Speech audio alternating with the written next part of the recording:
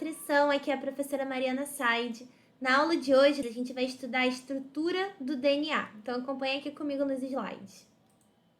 Bom, gente, o que vem na cabeça de vocês quando a gente fala de estrutura do DNA? Eu imagino que vocês pensem naquela molécula, né, dupla hélice, famosa, como essa que está representada aqui no slide, e que se popularizou, né? Hoje em dia todo mundo conhece ela e é fácil de encontrar em cosméticos, em jogos, em revistas, jornais, novelas, filmes, não é verdade? E se eu dissesse para vocês que esse desenho, essa estrutura aí que vocês estão vendo do DNA, nada mais é do que um modelo teórico? O que isso quer dizer? Ninguém conseguiu, não existe microscópio capaz de alcançar, de fazer com que a gente visualize a estrutura do DNA dessa forma. A foto mais íntima que a gente tem de um DNA, na verdade, é essa aqui. Vocês conseguem reconhecer isso como uma molécula de DNA? Pois é, na aula de hoje a gente vai ver como se descobriu e como que é a molécula de DNA e depois a gente vai voltar para essa fotografia, tá bom? Bom, gente, no meados aí do século passado, havia uma corrida entre os laboratórios para tentar descobrir primeiro a estrutura do DNA. E quem conseguiu essa proeza foram os cientistas Watson e Crick. E para isso, gente, eles precisaram de muitos conhecimentos prévios para conseguir encaixar todos eles e finalmente montar essa estrutura do DNA, né? Então eu representei aqui como peças de um quebra-cabeça.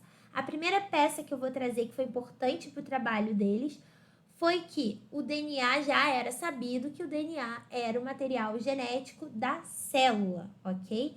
E o que isso quer dizer? Por que isso é importante para a estrutura do DNA? Porque para você estudar a estrutura de um DNA, ele precisa de um material genético, ele precisa ter algumas exigências, algumas premissas. Essa estrutura, essa molécula, ela precisa ser capaz de armazenar informações, né? Ela que vai passar as informações hereditárias adiante de uma célula para outra, de um ser vivo para outro. Então, essa estrutura, ela tem que corresponder a uma estrutura que seja capaz de armazenar informações. Ela também tem que ser uma estrutura capaz de ser replicada e capaz de sofrer uma mutação. Então, ela tem que ter uma réplica fidedigna, mas nem tanto, né? Por uma questão de evolução. Bom, o experimento que demonstrou finalmente que o DNA era o material genético da célula ocorreu em 1928 com Frederick Griffith.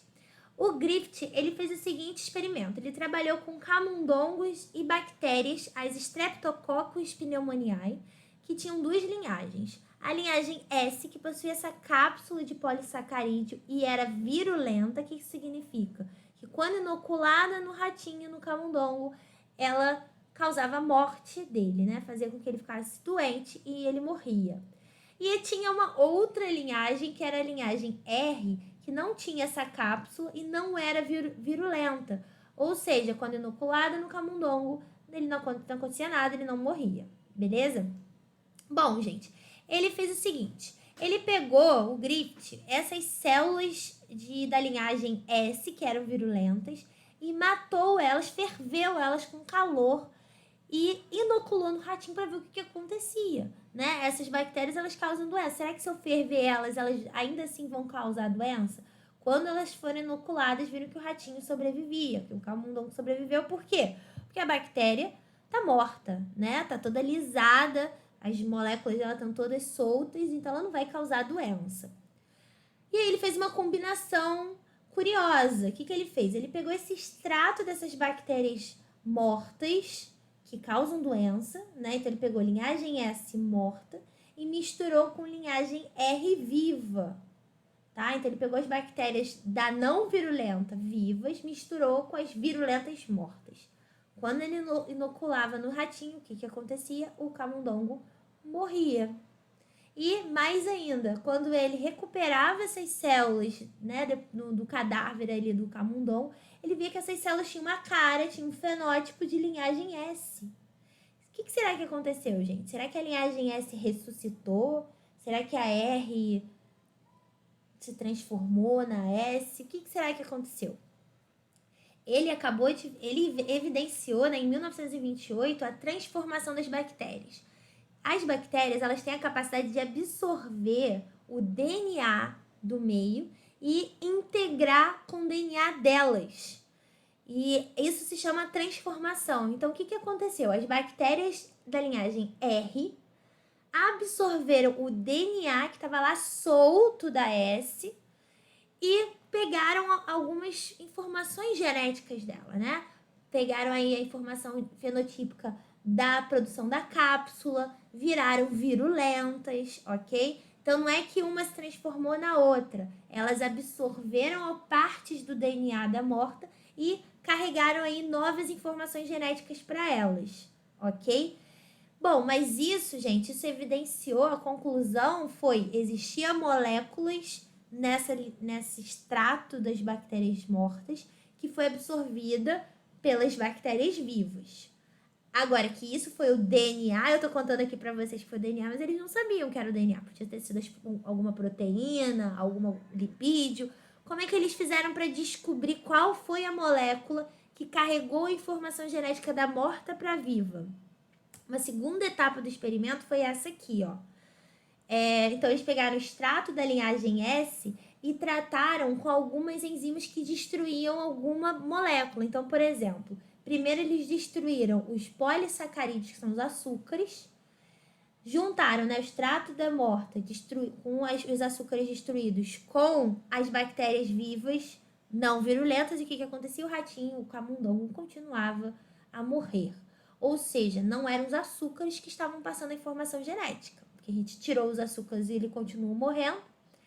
Fizeram a mesma coisa com os lipídios, botaram lá lipase, que degradaram os lipídios e mesmo assim o camundongo continua morrendo.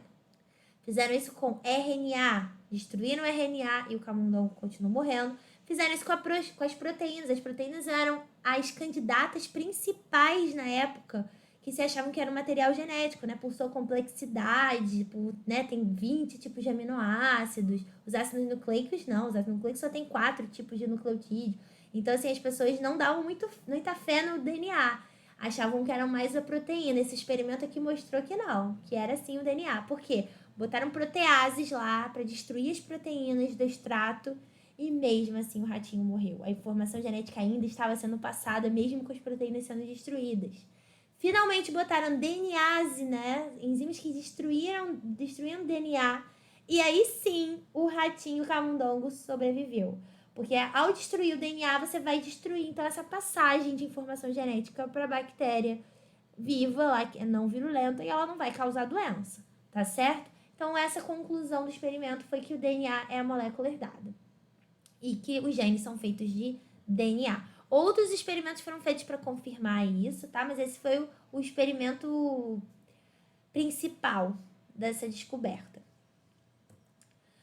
Outra peça aí do quebra-cabeça foi que o DNA já era sabido que ele é um ácido nucleico e ele é formado por pequenas unidades chamadas de nucleotídeos. Então, os ácidos nucleicos, eles são moléculas, são polímeros de nucleotídeos, né? São vários nucleotídeos que se repetem. Agora, como que a disposição desses nucleotídeos ainda não estava muito clara, tá certo? E o nucleotídeo, ele é formado por 3 componentes, não sei se vocês lembram. Deixa eu botar aqui a imagem para vocês verem. Isso aqui é um nucleotídeo, tá? Essa aqui é a unidade do DNA e do RNA, que no caso do DNA. Então, ó, um nucleotídeo ele é composto de um grupo fosfato, uma base nitrogenada e um açúcar, uma pentose que liga esses dois, certo? Ele é um açúcar de 5 carbonos chamado desoxirribose. No caso do RNA, que a gente vai ver depois, a gente vai ver que é igualzinho, mas o açúcar é a ribose, não tem esse desoxi na frente, tá? Mas a gente tá falando de DNA, então é desoxirribose o nome desse açúcar. Vamos ver aqui com os elementos aí, com os átomos todos organizados? Então, aqui é o grupo fosfato, o açúcar e a base nitrogenada. Um nucleotídeo é igual ao outro nessa parte aqui do fosfato e do açúcar. Essa região aqui vai sempre ser igual de um nucleotídeo para o outro ali dentro da molécula do DNA. O que vai diferenciar é a base nitrogenada. Existem 4 tipos de base nitrogenada. Quais são mesmo? Adenina, guanina, timina e citosina. A, G, T, C, certo? Elas podem ser classificadas em bases purinas e pirimidinas. O que isso significa? A adenina e a guanina são purinas, elas têm 2 anéis, né, aqui na estrutura química delas. E a pirimidina tem um anel só, tá bom? A gente vai ver lá mais daqui a pouco adiante qual a importância disso. Bom, uma outra peça aí do quebra-cabeça foi os experimentos feitos por Chargaff em 1950. O Chargaff, ele criou aí umas regrinhas. Ele foi procurar a proporção desses nucleotídeos, né, com diferentes bases em diferentes tipos de organismos. Deixa eu mostrar aqui para vocês. Então, ele pegou células de bactéria, de fungo, de animais, do mesmo ser vivo com tecido, células de tecidos diferentes, né? Timo, fígado, espermatozoide. E aí ele foi medir a quantidade de A, a quantidade de T, a quantidade de G, a quantidade de C. E sabe o que ele descobriu? Ele descobriu isso aqui, ó. A conclusão foi essa, ó. A quantidade de A é sempre igual à quantidade de T e a quantidade de G é sempre a quantidade de C. Né? Já dá aí para ver que tem alguma relação A com T, C com G, né? E isso, gente, ele viu para todos os organismos. Todos eles a gente pode verificar aqui, ó. Adenina e timina tinham a mesma quantidade, guanina e citosina tinham a mesma quantidade. Beleza? Aqui tem um errinho intrínseco aí, né, dos próprios experimentos da época, mas ele conseguiu achar esse padrão. E por último, e mais importante, o Watson e Crick precisaram dessa peça aí do quebra-cabeça, que foi a análise do DNA por difração de raio-x. O que é isso? Isso é um experimento feito para a gente tentar descobrir a estrutura tridimensional de alguma molécula, né? Porque a gente está falando aqui, gente, de átomos, não tem como a gente enxergar isso com nenhum microscópio. A gente precisa de técnicas para inferir como é que esses átomos estão montados, né, um em relação ao outro. E aí, o que acontece? Você bota essa molécula recebendo um disparo de raio-x, esse disparo de raio-x vai bater nos átomos e vai se dispersar, caindo num filme fotográfico, né? Que você pode revelar e depois enxergar, né? Porque esses raios, eles vão ampliar aquela imagem. Só que o que você vai ver é uma foto 2D de um modelo 3D. Então, você tem que saber interpretar aquela imagem, né? E é justamente a imagem que eu trouxe para vocês no início aí da aula. Isso daqui é uma cristalografia do DNA. É como se a gente estivesse vendo o DNA assim por dentro. Então imagina que aqui tem a estrutura do DNA longa e a gente está vendo assim meio que por dentro da molécula do DNA, né? E aí essa interpretação dessa imagem, ela é muito difícil, né? Porque depende de muitos cálculos matemáticos. Para você chegar dessa imagem para essa imagem, você precisa de um conhecimento específico, né? Para conseguir interpretar isso. E foi assim, então, que foi decifrado essa estrutura do modelo do DNA, né? Precisou dessa foto para conseguir alcançar, então, o objetivo aí de identificar essa estrutura. E aí, finalmente, eles conseguiram chegar nessa conclusão, né? E publicaram em 1953 o famoso artigo A Estrutura do DNA, ácido desoxirribonucleico. Bom, gente, mas em relação a esse último experimento que eu mostrei para vocês, há controvérsias em relação à obtenção desse dado. Essa foto, ela foi retirada por uma cientista chamada Rosalind Franklin, que trabalhava no laboratório de Morrison Wilkins, e eles não se davam muito bem. Bom, o Morrison Wilkins, ele fez uma coisa muito deselegante e pouco ética, que foi mostrar os dados do experimento de Rosalind Franklin para Watson e Crick sem o consentimento dela, sem o conhecimento dela. E aí foi dessa forma que eles entraram em contato com essa fotografia e aí eles conseguiram interpretar de forma correta como que era a estrutura do DNA, né? E o pior, gente, eles publicaram o artigo, não citaram ela, não reconheceram ela em nenhum momento. E o pior, os três ganharam o Prêmio Nobel da Medicina em 1962 com esse trabalho da descoberta da estrutura do DNA. E a Rosalind Franklin, que morreu inclusive antes, né? Morreu em 58 com um câncer no ovário, não foi reconhecida na época, só futuramente, né? Foram desenterrando essa treta.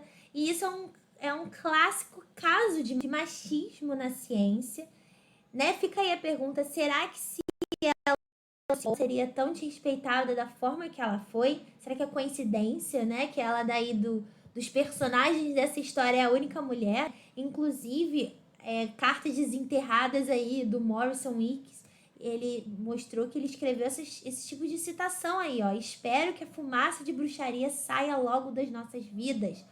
Bruxaria se referindo a Rosalind Franklin, querendo que ela fosse embora do laboratório. Então, acho que não é à toa que esse termo bruxaria foi usado. Acho que isso tem referência com o gênero feminino, né? E ele também disse a uma carta para o Watson Crick que... E pensar que Rose teve todas aquelas imagens em 3D por 9 meses e não viu uma hélice, Cristo. Então, debochando, desmerecendo o experimento que ela fez, porque embora ela tenha feito o experimento, ela não tenha conseguido alcançar as interpretações que o Watson e Crick tiveram, mas isso não desqualifica o que ela fez, né, o trabalho dela. E esse é um caso interessante que eu achei legal trazer para a aula, né, para a gente refletir sobre a nossa própria sociedade atual, né? Será que ainda há traços de machismo no mundo acadêmico? Será? Bom, vamos ver então como é que é a estrutura de fato de um DNA? A gente sabe então que tem os nucleotídeos, né, que vão formar a estrutura de um ácido nucleico, e esses nucleotídeos eles se ligam da seguinte forma. O açúcar de um se liga com o fosfato do outro. Lembra que eu falei que esse açúcar é um açúcar de 5 carbonos? Eu vou enumerar eles aqui para vocês. Ó. Esse é o carbono 1, que está ligado à base nitrogenada. Esse aqui é o carbono 2. Esse aqui é o carbono 3, que está ligado à hidroxila, né, OH, que vai se ligar no fosfato do outro nucleotídeo. Aqui tem o carbono 4 e aqui tem o carbono 5, que se liga ao fosfato, ok? Então, o que acontece? A ligação de um nucleotídeo com o outro se dá da extremidade 3' de um com a extremidade 5' do outro, correto?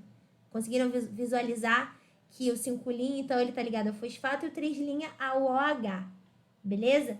Então, esses nucleotídeos eles vão se ligar. Vamos ver aqui numa imagem melhor? Olha só a ligação desses nucleotídeos, ó. Então, aqui tem um nucleotídeo, aqui tem outro nucleotídeo, aqui tem outro, aqui tem outro. Essa ligação que é feita de um com o outro, vou marcar aqui, ó. Essa ligação aqui é a chamada ligação fosfodiéster. E ele vai, essa parte aqui do fosfato com açúcar, é a cadeia principal aqui de um ácido nucleico. Mas a gente sabe, né, a partir do modelo da estrutura do Watson Crick, que o DNA possui não só uma fita de nucleotídeos como essa que está desenhada aqui, né? Um nucleotídeo ligado no outro. O DNA ele possui 2 fitas de nucleotídeos, né? Então, os nucleotídeos eles ficam ligados um no outro, formando uma fita. E aí, a outra fita, que é chamada fita complementar, elas se ligam a partir das bases nitrogenadas que ficam no interior da molécula. Vamos ver essa imagem aqui melhor. Então, o que acontece? A partir daquela foto de cristalografia, deu para ver que o arcabouço, né, açúcar-fosfato fica na parte exterior da molécula e no interior ficam as bases nitrogenadas ligadas entre si. Mas não se liga qualquer base com qualquer base, como vocês já sabem, né? A timina liga com a adenina e G liga com C. É sempre essa combinação específica. A ligação que essas bases nitrogenadas fazem entre si são ligações de hidrogênio, ou pontes de hidrogênio. E essas pontes de hidrogênio, elas têm uma quantidade diferente em cada par. No par T e A, né, A com T, forma 2 pontes de hidrogênio e G e C formam 3 ligações de hidrogênio, ok? E como vocês também podem ver, uma tá de cabeça para baixo em relação à outra, uma fita tá de cabeça para baixo em relação a outra fita. A gente diz que elas têm polaridades opostas, elas são antiparalelas. Porque, presta atenção, lembra que eu falei que o fosfato está ligado no carbono 5'? e a hidroxila está ligada no carbono 3'. Então, uma fita de DNA, ela sempre vai ter uma extremidade que tem um fosfato livre, 5', e uma extremidade que tem uma hidroxila livre, que é o 3', correto? Então, sempre existe uma extremidade 5', uma extremidade 3'. Na fita complementar, né, do lado, as extremidades vão ser o contrário. Então, enquanto uma tem extremidade 5', 3', a outra tem 3', 5'. Beleza? Essas duas fitas se torcem, formando essa estrutura de hélice, né, famosa aí do DNA. E não dá para ver nessa imagem, porque essa imagem aí é 2D, né, precisaria de um modelo 3D para a gente conseguir visualizar, mas essas duas fitas, elas estão sempre na mesma distância uma da outra. Embora elas fiquem torcidas, elas continuam equidistantes uma da outra. Isso só é possível porque esse pareamento específico que a gente viu, nesse pareamento específico acontece a seguinte combinação. Sempre uma purina se liga com uma pirimidina. Sempre uma base com 2 anéis se liga com uma base com 1 anel. Se acontecesse as outras combinações, essa distância entre as fitas ia variar, né? Se acontecesse uma combinação de purina com purina, ia ficar uma fita mais afastada da outra. Se acontecesse pirimidina com pirimidina, ia ficar mais junta. O que acontece é sempre esse pareamento, uma purina com uma pirimidina. Vamos lembrar qual é qual? Ó, as pirimidinas são o C e o T. E as purinas são o G e o A. Então, A sempre liga com T e C sempre liga com G. Ok? Isso aqui é um resumo, né, do que a gente acabou de falar. Bom, gente, nesse artigo do Watson Crick, né, que eles fizeram, inclusive eu vou disponibilizar para vocês, né, no original que está em inglês, mas eles têm uma página só, eles foram bem sucintos ao explicar a estrutura do DNA. E aí, nesse artigo, eles falam, não escapou da nossa atenção que o pareamento específico que nós postulamos sugere imediatamente um possível mecanismo de cópia do material genético. Então, essa estrutura do DNA, ela é importante para a gente também conseguir entender como ele é replicado. Porque, já dando spoiler aí da próxima aula, a replicação do DNA acontece da seguinte forma. As duas fitas, elas têm que se desassociar, né, perder essas pontes de hidrogênio, e aí cada uma delas vai servir de molde para outra. Então, esse pareamento específico de A com T, C com G, já sugere que há a possibilidade de uma fita servir de molde para a criação de outra, tá certo? Bom, gente, como a gente vê, a própria estrutura do DNA já sugere como que deve ser a sua replicação. Por quê? Por conta desse pareamento específico das bases. A partir de uma única fita de DNA, a gente consegue deduzir como que é a fita complementar dele. E é dessa forma que acontece a replicação. Olha aí na imagem abaixo. As fitas do DNA se abrem e aí cada uma delas vai servir de molde para a criação de uma nova fita, formando então duas moléculas idênticas entre si e idênticas à molécula mãe, né? A molécula que deu origem a elas. E esse modelo de replicação se chama semiconservativo. Por quê? Porque uma das fitas da molécula, né, filha vai ter a fita parental original e a outra fita vai ser uma fita nova, por isso que é semiconservativo. Bom, esse modelo teórico foi criado assim que a estrutura do DNA foi descoberta, mas aí faltavam alguns experimentos para evidenciar, para comprovar que acontecia esse tipo de replicação. Surgiram também novas hipóteses, né? Essa que a gente acabou de ver, o modelo semiconservativo, também tinha o modelo conservativo e dispersivo. No conservativo, as duas fitas elas também se abrem para servir de molde para fitas novas, só que essas fitas novas elas se ligam entre si, formando uma molécula de DNA totalmente com fitas novas, e as fitas antigas, né, as originais parentais, elas se reconectam, formando uma molécula inteiramente de fitas antigas, de fitas parentais. Esse é o modelo conservativo. No dispersivo, cada fita de DNA possui um trecho parental, um trecho novo, um trecho parental, um trecho novo, ok? E como que a gente pode fazer experimentos para comprovar qual é o modelo correto? Os cientistas chamados Meselson e Stahl, eles fizeram um experimento utilizando a bactéria E. coli em um meio de cultura contendo nitrogênio 15, que é um isótopo pesado do nitrogênio. O nitrogênio padrão normal, ele é N14, né? E aí, o que que acontece? Quando essas bactérias estão vivendo por gerações e gerações no meio de cultura que só tem disponível N15, elas vão incorporar esse nitrogênio nas suas moléculas. E qual é a molécula que a gente está estudando que tem nitrogênio? O DNA. Lembra que o DNA ele é composto por bases nitrogenadas. Então, esse DNA aí dessas bactérias que estão vivendo nesse meio, eles são mais pesados por conter N15, ok?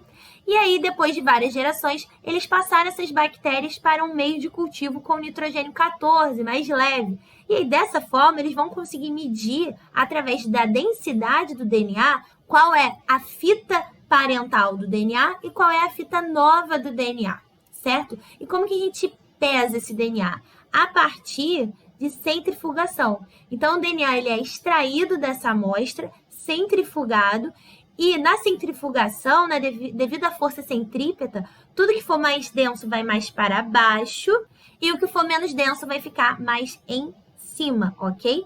Bom, nesse momento inicial, né, que é na passagem das bactérias, né, da troca do meio de cultivo, o que a gente espera enxergar em relação ao peso desse DNA?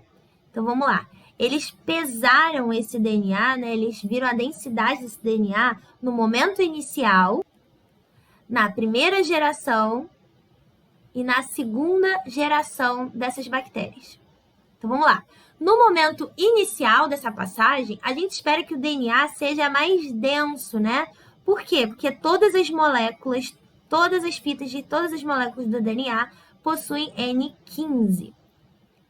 A partir da segunda geração, essa bactéria ela demora uns 20 minutos para se replicar. Então, eles contaram no relógio, esperaram as bactérias fazer uma replicação só, e aí eles foram pesar esse DNA. O que a gente espera de acordo com o modelo semiconservativo? Que essas fitas elas vão se abrir, vão servir de molde para novas fitas. Eu vou fazer a nova fita assim meio riscadinha, porque eu não sei fazer outra cor sem ser vermelho aqui no PowerPoint da caneta. E aí, elas vão servir de molde, então, para as novas fitas. E agora a gente vai ter uma molécula de DNA com N15, uma fita com N15 e uma fita com N14, né? Do novo meio. Vai ver uma banda mais para cima, mais leve, mais intermediária, né? Comparando com a banda inicial. Na segunda replicação, essas duas fitas aqui, então, vão virar 4. Essas duas moléculas aqui, então, vão virar 4 moléculas, certo? Cada uma delas vai servir de molde para novas e, portanto, a gente vai ter, a partir da segunda geração, moléculas inteiramente formadas de nitrogênio 14. Olha só. Essa daqui é N14, N14. Certo? Vou fazer as 4 aqui.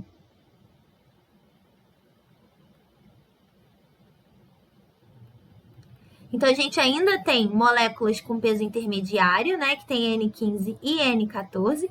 E agora a gente tem moléculas só formadas com nitrogênio 14. Portanto, a gente vai continuar a ter uma banda intermediária e agora uma banda mais leve, ok? Esse daqui é o que a gente espera para o modelo semiconservativo. Será que foi esse o resultado que eles encontraram? Vamos ver? Olha só o resultado deles. Eles encontraram exatamente isso que a gente acabou de desenhar. Então, os resultados estão corroborando com a ideia do modelo semiconservativo. Se fosse um modelo conservativo ou dispersivo, essas densidades apareceriam de formas diferentes. E, portanto, a gente refuta essas duas hipóteses e a gente permanece com o modelo semiconservativo até hoje, ok? Bom, e como que acontece a formação de uma nova fita de DNA? Acompanhe aqui comigo na imagem. A fita molde é essa aqui mais escura, né, azul escura, e essa fita nova aqui é um azulzinho mais claro. Os nucleotídeos eles vão ser incorporados na fita nova a partir do pareamento específico de bases. E eles não fazem isso sozinhos, eles são incorporados pela DNA polimerase. Essa enzima ela reconhece o pareamento correto e encaixa ali o novo nucleotídeo na fita nova, formando a ligação fosfodiéster. E como vocês podem ver e lembram da última aula, uma fita de DNA ela tem uma polaridade, né? Ela sempre vai ter uma extremidade 5', que é o carbono 5' do açúcar que está carregando o fosfato, e o carbono 3' carregando a hidroxila. Então, ela tem uma extremidade 5', uma extremidade 3'.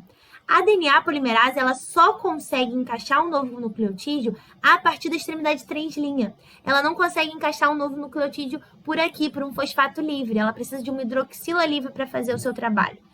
Ou seja, a gente pode dizer que a DNA polimerase, ela sempre vai sintetizar o DNA no sentido 5' 3'. Essa enzima, a primeira DNA polimerase, porque na verdade existem várias, ela foi descoberta em 1957. E, gente, a partir de agora eu vou mostrar enzimas e proteínas que participam do processo de replicação e eu vou nomear elas de acordo com a replicação que ocorre em procariotos. Por quê? Porque em eucariotos é mais complexo, é mais complicado. Eu quero usar um esquema mais simplificado e a essência é a mesma. Em procariotos, a DNA principal, a DNA polimerase principal é a DNA polimerase 3, tá? Que vai sintetizar, alongar a molécula de DNA. Bom, antes da DNA polimerase chegar lá e fazer seu trabalho de encaixar os novos nucleotídeos, né, sintetizar o DNA, a gente viu que a primeira coisa que tem que acontecer nesse processo todo é o quê? A abertura das duas fitas de DNA. Essas pontes de hidrogênio elas têm que ser rompidas e as duas fitas liberadas para servir de molde. Nesse local onde acontece a abertura do DNA, se chama forquilha de replicação. Então, nessa imagem aqui, que é um cromossomo circular de um procarioto, a gente consegue observar duas forquilhas, que são dois locais onde o DNA está se abrindo e é onde também se encontram o maquinário, né, as enzimas envolvidas nesse processo. Bom, essa forquilha aqui a gente consegue ver que ela está se movimentando, se abrindo nessa direção e essa outra forquilha nesse sentido aqui. Bom, gente, a forquilha ela tem esse formato em Y, né?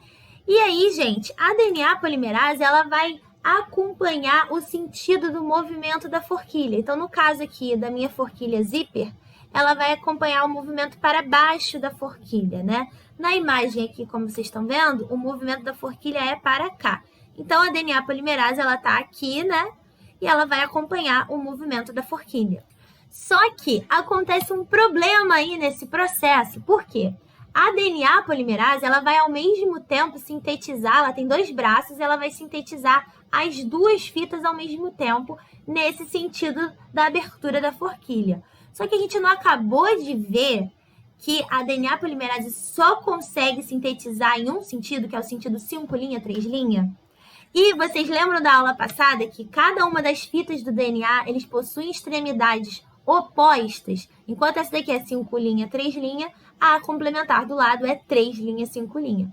Ou seja, o que vai acontecer? É um quebra-cabeça, né? Uma dessas fitas, ela vai ser sintetizada no mesmo sentido do movimento da forquilha.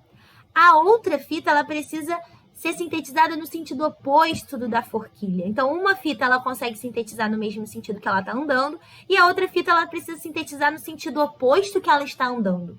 E aí, qual foi a solução louca para isso? É uma solução tridimensional que eu não vou conseguir demonstrar aqui direito para vocês, depois a gente vai ver uma imagem melhor para vocês visualizarem, mas uma das fitas, que é a fita que não consegue ser sintetizada na mesma direção da forquilha, ela vai ser dobrada e aí dessa forma a DNA polimerase consegue sintetizar ela. Olha a gambiarra que ela faz. Ela então dobra a fita que não consegue ser sintetizada no mesmo sentido e aí ela consegue sintetizar ela no sentido correto que ela está andando. Só que aí ela precisa sintetizar, puxar um pouquinho da fita, sintetizar mais um pouquinho, puxar um pouquinho da fita, sintetizar mais um pouquinho. Ela está sempre tendo que começar do zero essa síntese. Por isso, a fita que ela... Ó, acompanha aqui comigo na imagem agora. A fita aqui de baixo, ó, é a fita amarelinha, 5', 3', ou seja, ela vai ser alongada nessa direção.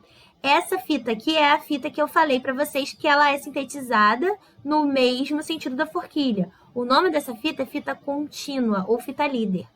A fita de cima, essa amarelinha aqui, olha só a extremidade dela, 5', 3'. Ela é alongada nesse sentido, né, o oposto do movimento, e, portanto, ela se chama fita descontínua ou fita retardada. Por quê? Porque a DNA polimerase precisa estar sempre recomeçando a síntese ali. Esses fragmentos da fita descontínua, eles não estão ligados entre si, eles vão ser posteriormente conectados, e o nome desses fragmentos é fragmentos de Okazaki. Bom, além da DNA polimerase só conseguir sintetizar o DNA em um sentido, que é o sentido 5', 3', ela possui mais uma outra limitação, que é o quê? Ela não consegue iniciar o processo.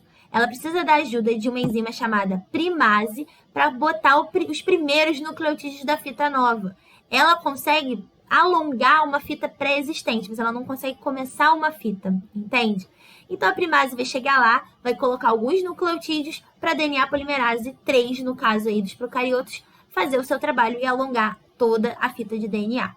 Essa primase, ela coloca nucleotídeos de RNA, que posteriormente também vão ser substituídos por nucleotídeos de DNA. Bom, isso aqui é um resumo sobre a primase.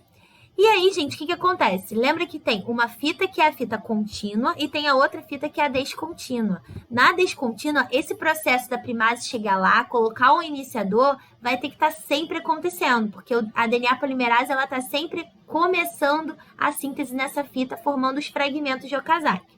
Lembra que eu falei para vocês que esses nucleotídeos de RNA têm que ser substituídos por DNA? Vai chegar lá uma outra enzima chamada DNA polimerase 1. Vamos esperar ela chegar, ó. Chegou a primase, botou o iniciador. DNA polimerase 3 está sintetizando o DNA. Aí agora ó, vai chegar a DNA polimerase 1. Olha ela chegando aí, ó. O que ela vai fazer? Ela vai substituir esse verdinho, esse nucleotídeo de RNA por DNA. E por fim vai chegar a DNA ligase conectando esses fragmentos de Okazaki. Ufa, né? Muita enzima participando desse processo.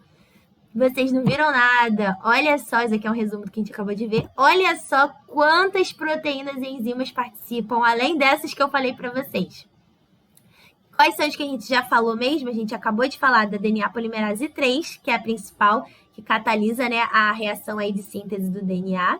A gente acabou de falar da primase, que é a enzima que coloca o primer, né, o iniciador de RNA para começar o processo.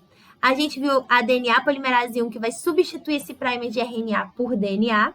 E a ligase, que vai ligar esses fragmentos de Okazaki. Quais são as outras que eu quero que vocês conheçam? Bom, a fita de DNA, quando ela vai se abrindo, ela não se abre sozinha, né? Existe uma enzima chamada helicase, olha aí na imagem, ó. Helicase, que fica aqui na pontinha da forquilha da replicação, para fazer o quê? Para fazer com que as fitas se desnaturem, percam aí as pontes de hidrogênio. E existem algumas proteínazinhas chamadas proteínas de ligação à fita simples, que vão auxiliar aí, vão se ligar nas fitas simples do DNA e vão ajudar, vão fazer com que elas não se voltem a se conectar, porque o DNA ela tem essa capacidade de se hibridizar naturalmente. Né? As fitas elas se complementam e elas se atraem entre si. E aí, botando essas proteínas aqui, fazem com que elas permaneçam abertas. Outra enzima também importante é a topoisomerase, que fica lá na frente do processo, né? Antes da forquilha ser aberta. Porque imagina o seguinte, gente, esse modelo que eu trouxe para vocês aqui de zíper, ele está muito linear. Lembra que o DNA ele é todo torcido, né? Ele forma uma hélice. E aí, quando a gente vai abrindo essa hélice, começa a embolar lá na frente, né? Imagina um fone de ouvido que você pega ele e, sem tirar o nó, começa a abrir as duas extremidades. Vai formar um nó pior, né? Vai embolar muito mais. E isso acontece com o DNA também. Então, essa topoisomerase, ela fica lá na frente, aliviando essa tensão.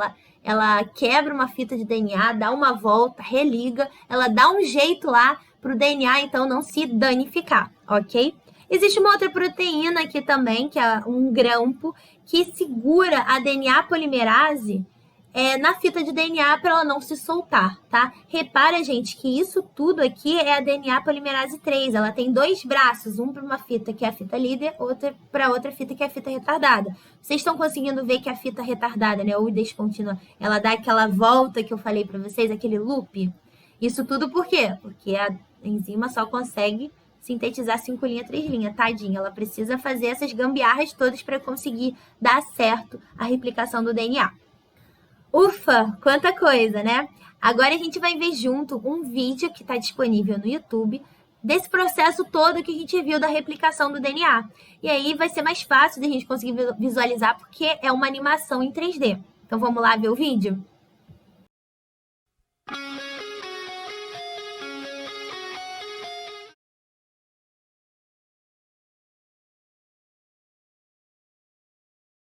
DNA is a molecule made up of two strands, twisted around each other in a double helix shape. Each strand is made up of a sequence of 4 chemical bases, represented by the letters A, C, G, and T. The 2 strands are complementary. This means that wherever there's a T in one strand, there will be an A in the opposite strand, and wherever there's a C, there will be a G in the other strand. Each strand has a 5' end and a 3' end. The 2 strands run in opposite directions. This determines how each strand of DNA is replicated. The first step in DNA replication is to separate the 2 strands. This unzipping is done by an enzyme called helicase and results in the formation of a replication fork. The separated strands each provide a template for creating a new strand of DNA. An enzyme called primase starts the process. This enzyme makes a small piece of RNA called a primer. This marks the starting point for the construction of the new strand of DNA. An enzyme called DNA polymerase binds to the primer and will make the new strand of DNA. DNA polymerase can only add DNA bases in one direction, from the 5' end to the 3' end. One of the new strands of DNA, the leading strand, is made continuously, the DNA polymerase adding bases one by one in the 5' to 3' direction. The other strand, the lagging strand, cannot be made in this continuous way because it runs in the opposite direction. The DNA polymerase can therefore only make this strand in a series of small chunks called Okazaki fragments.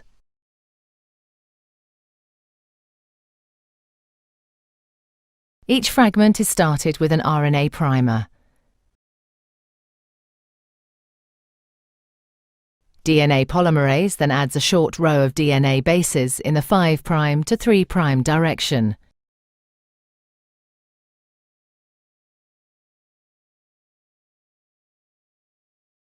The next primer is then added further down the lagging strand. Another Okazaki fragment is then made, and the process is repeated again. Once the new DNA has been made, the enzyme exonuclease removes all the RNA primers from both strands of DNA. Another DNA polymerase enzyme then fills in the gaps that are left behind with DNA. Finally, the enzyme DNA ligase seals up the fragments of DNA in both strands to form a continuous double strand. DNA replication is described as semi-conservative because each DNA molecule is made up of one old, conserved strand of DNA and one new one. E aí, gostaram do vídeo? Legal, né? Muito mais fácil de entender esse processo observando uma animação 3D. Bom, e como é que esse processo termina? Quando num DNA circular as forquilhas se encontram, ou num DNA linear, quando as forquilhas chegam na extremidade aí do cromossomo. O nome dessas extremidades de um cromossomo linear se chama telômero, e existe um problema inerente à replicação dessas extremidades. Eu não vou me alongar muito aqui na explicação, detalhar muito não, mas a fita descontínua, ela tem um problema, ela não consegue ser sintetizada até o final, ela sempre vai deixar uma lacuna terminal, e portanto ela vai ser um pouco mais curta do que a fita líder. E aí, qual é o problema disso, minha gente? O problema é que esse encurtamento ele vai aumentar de geração para geração. Esse encurtamento, gente, é só de alguns nucleotídeos, não dá para você observar no microscópio, por exemplo, tá? E aí, por que vai aumentar? Porque essa fita mais encurtada, na próxima replicação, ela vai servir de molde para uma nova molécula. E aí, essa nova molécula vai ter mais um encurtamento. Portanto, de replicação em replicação, essa célula, então, vai perder um pedaço da sua molécula de DNA, do seu cromossomo. Vamos lembrar aqui o ciclo celular? O ciclo celular ele é composto pela fase da divisão celular, que é M, né, de mitose, e tem toda essa fase aqui que demora mais, que é a chamada intérfase. A intérfase ela é dividida em 3 fases, a G1, a S e a G2. É nessa fase aqui que a célula se prepara para dividir. Então, é nessa fase aqui que acontece essa aula toda que a gente está vendo aqui de replicação. mais especificamente na fase S de síntese de DNA, ok? Quando a célula chega na divisão celular, tudo já está pronto para ela se dividir. E aí, então, de ciclo em ciclo, esse telômero ficaria mais curto. E, gente, e como que os eucariotos, né, que tem esse cromossomo linear, com esse problema de replicação do encurtamento dos telômeros, eles conseguem evitar a perda de genes, né, a partir desse encurtamento? Bom, os telômeros, eles são formados por várias repetições de nucleotídeos que não contêm genes. Eles estão lá justamente para poder serem perdidos. Além disso, gente, o DNA, que é um pouco mais curto que o outro, pode acionar a maquinaria de reparo, que pode induzir a morte celular. Por quê? Porque essa maquinaria pode reconhecer isso como uma mutação e pode degradar esse DNA. E aí é importante que tenha um capeamento, uma proteção ali de proteínas para proteger essa extremidade. Assim como tem aquela proteçãozinha no nosso cadarço do nosso tênis. Essas proteínas, então, WRN, TRF, elas estão lá para proteger essas pontinhas. Essas duas soluções que eu apresentei aqui para vocês, né, tanto as repetições quanto o revestimento, elas não vão evitar o encurtamento, elas só vão minimizar o problema dele. E parece que os telômeros estão envolvidos com o processo de envelhecimento dos organismos. Por quê? Porque esse processo de encurtamento serviria como uma sinalização para a célula de que aquele organismo está envelhecendo. Por exemplo, existe uma síndrome chamada síndrome de Verne, onde os indivíduos não conseguem produzir essa proteína aqui, WRN, que protege o telômero. Portanto, esses indivíduos têm um telômero mais curto. E sabe qual é o sintoma principal desta doença?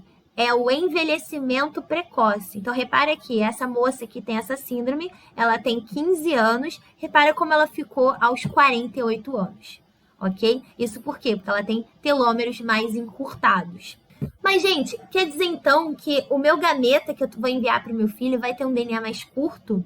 E aí meu filho vai enviar um gameta com um DNA mais curto ainda para o meu neto? E assim sucessivamente, de geração em geração, o DNA dos humanos vai diminuir? Não, não acontece isso. Por quê? Porque os gametas, eles têm uma solução maravilhosa para esse encurtamento dos telômeros. Eles produzem uma enzima chamada telomerase, que simplesmente restaura o tamanho original daquela fita.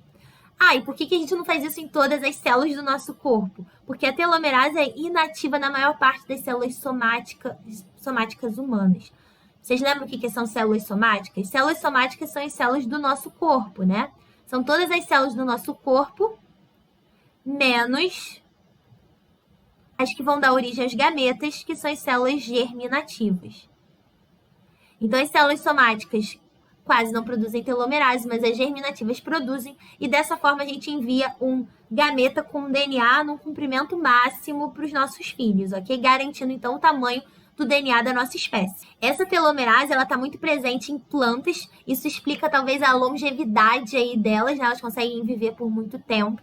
E também elas estão relacionadas ao câncer. As células de um tumor, elas se replicam descontroladamente e ilimitadamente. Isso só é possível porque elas conseguem expressar a telomerase, que garante que o DNA não se encurte. Interessante, né? Bom, gente, terminamos o processo de replicação. Semana que vem a gente vai ver como esse DNA é lido para expressar um fenótipo. Eu espero que vocês tenham gostado. Se ficou alguma dúvida, volta o vídeo. Se continuar, me manda mensagem ou então anota para perguntar ao vivo para mim no próximo encontro presencial, ok?